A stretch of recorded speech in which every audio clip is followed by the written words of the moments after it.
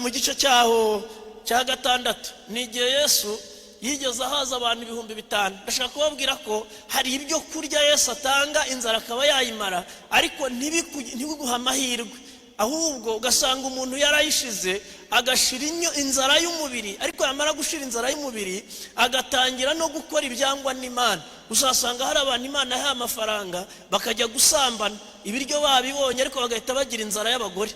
Hari abagore Imana yakijije rwose bari bameze nabi, isura imaze gucya baturugo bajya gushaka ahandi hantu. Ubu hari abantu batambaye ibyo bambaraga kera kubera yuko iyanzara y'umubiri yarashize imaze gushira, bahita bagira iyindi nzara. Ariko ndashaka kubwira, iyo usanze Yesu ukamwegera akumara inzara yose. Haleluya, akumara inzara yose. Imana ishimwe. Iyo usomye muri ubutumwa bwiza bwanditswe na Yohana, uhasanga amagambo